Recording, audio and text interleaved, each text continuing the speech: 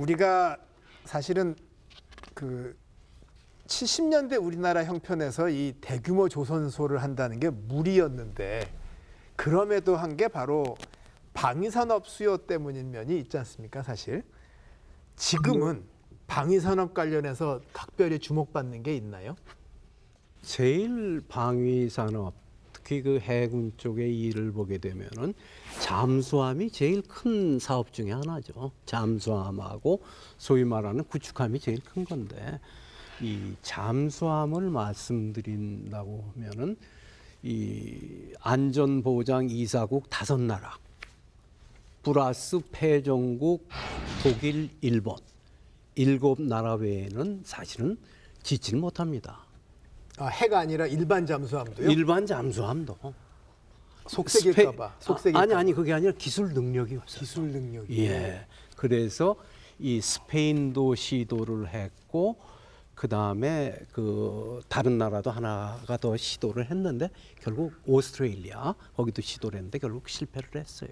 그러니까 대한민국의 잠수함은 이 왜 미국하고 한국하고 같이 공동 훈련하지 않습니까?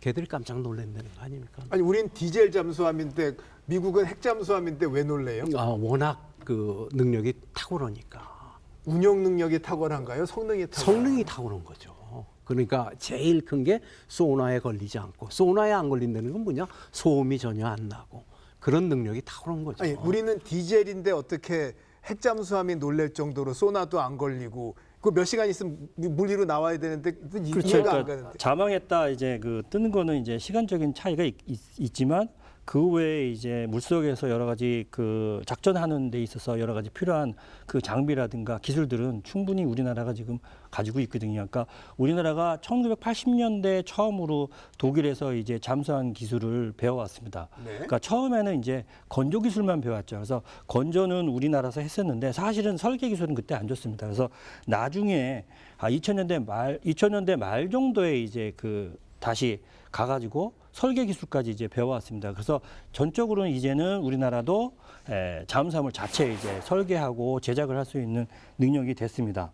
그래서 이런 거 기술을 가지고 뭐 작은 잠수함 같은 경우는 충분히 지금 자체적으로 개발도 하고 거기에다가 최근에 이제 뭐 그 여러 가지 그 전투에 필요한 장비들 이런 것들도 그 관련 연구기관에서 하면서 개발을 하면서 적용하고 있어서 상당히 그런 부분에 있어서는 좀 효과가 있어서 지금 말씀하신 대로 그렇게 대등하게 작전을 수행할 수 있는 능력까지 갖다고 봅니다. 자, 미중 패권 경쟁이 본격화하고 있죠. 이 가운데 태평양 지역에서는 지금 해군들의 연합 훈련이 벌어지고 있습니다. 여기 우리 해군 함정들이 아주 우수한 성과를 낸다고 하는데 이렇게 해군 활동이 활발해지면 태평양 지역에서 더 활발해질 거 아니에요, 지금 앞으로. 그러면 우리나라 조선업에는 도움이 되나요?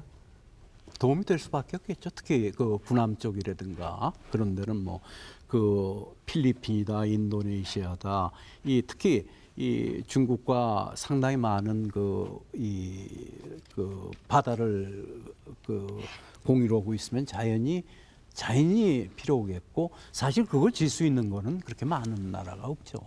그러면 중국이 남태평양 쪽으로 이제 관심을 갖고 진출을 하면 제일 먼저 거기 막아선 게 대만 있고 필리핀 있고 제일 큰 게 베트남. 그렇겠죠. 이 나라들은 그럼 우리나라에 앞으로 군함 주문을 많이 하나요, 이제? 이제 충분히 가능성이 지금은 있겠죠. 별로 안 하고. 지금은 뭐 필리핀 쪽에도 얘기를 많이 했던 것 같아요. 뭐 필리핀의 잠수함 얘기도 있었고 그리고 그 수출도 아마 했을 겁니다. 예. 필리핀에. 2020년, 21년도에 현대중공업에서 예. 호위함 2척을 수출을 했습니다. 필리핀에. 예. 베트남은요? 베트남은 안 했습니다. 베트남은 그러니까 아직 결국은 안 했습니다.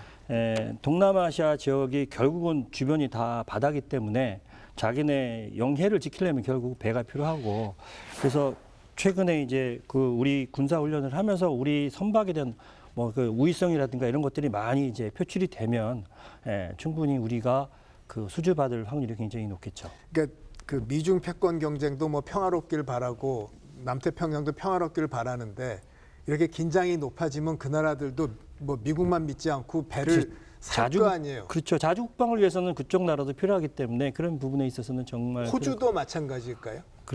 저는 뭐 그렇다고 생각이 됩니다. 그럼 배팔 때가 많군요. 예, 그럼요. 바다를 끼고 있는 나라는 사실은 가능성이 굉장히 높죠. 네, 아직은 주문 들어오는 건 많지 않다. 아직 현재는 네. 그러니까 그러나 열심히 이제 충분히 가능성이 있는 거죠. 호주가 최근에 미국, 영국이랑 해가지고 핵잠함을 짓기로 했지 않습니까? 네. 그것도 아주 큰 이 가능성을 열어주는 그 거죠. 호주한테 핵 잠함을 열어준 거예요. 그 미국이 기술을 주고, 줬죠. 예, 그다음에 1호함, 뭐 2호함은 영국에서 짓고 나머지는 이 호주에서 짓는다 이런 개념인데. 긴장 강도가 높아지면 우리나라하고도 그렇게 하자는 얘기가 나오겠네요. 뭐 지금 얘기가 이런 거 아니겠습니까? 최근에 신문 기사에 보면 미국의 군함 수가 중국에 비해서 절대적으로 적다. 이게 말이 되냐? 이렇듯이 이 미국도 전력 강화를 해야 될 거고 필요하다면 미국과도 협조가 가능하죠. 우리가 예를 들면 이 선체하고 상당히 가능한 거 줘주고 파이널 그 최종적인 이 군사 장비를 미국에서 짓는다.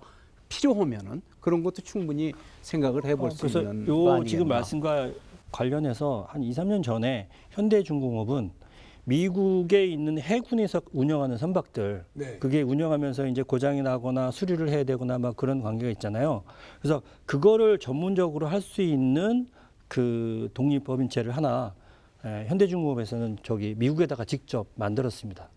그래서 거기 미국 자체 내에서 이제 그거를 해군용 선박들에 대한 그 소위 수리 개조 뭐 이런 것들을 이제 담당하려고 그렇게 비즈니스화 하려고 하고 있습니다. 이제 북한이 핵잠수함 역량을 갖게 되면 이게 언제든 미국 타격이 가능하니까 우리 입장에서는 참 고민이고 또 중국도 지금 뭐 대만하고 뭐 전쟁이 나네 안 나네 막 이런저런 얘기가 있다 보니 핵잠수함이 지금 관심의 초점이 되고 있어요. 그래서 우리는 지금 왜 핵잠수함을 못 만들어요?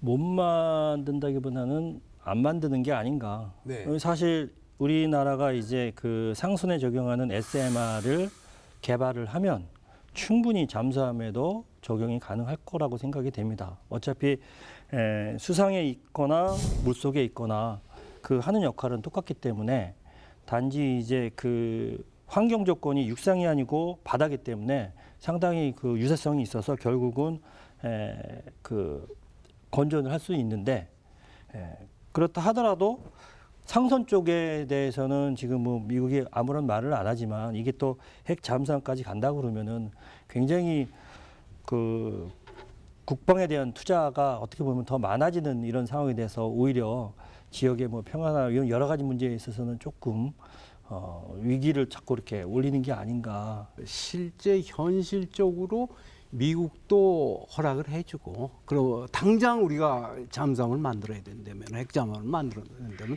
미국의 기존 미국 그 원자로를 가지고 와서 해야 될 거예요. 그러면은 그 미국이 허용만 해준다고 하면은 충분히 만들 수 있다고 저는 생각합니다. 수리부터 하다 보면 좀 빨리 배우지 않을까요? 그럴 수 있겠죠. 그것도 좋은 방법이 될 수가 있겠죠. 근데 이게 이제 상선용으로 SMR이 이제 개발이 되고 이게 이제 실제로 상선에 적용이 되려고 그러면 소위 국제해사기구에서 이거에 대한 이제 인증이라든가 여러 가지 그런 국제 규정이라든가 이런 게 만들어져 가지고 그런 과정이 좀 있어야 됩니다. 그래서 우리가 뭐 당장 개발한다고 그래서 이게 당장 적용이 될 수는 없고요. 그런 여러 가지 그 환경적인 조건이 좀 만족이 되어야 실제로 이제 상선에 적용이 됩니다.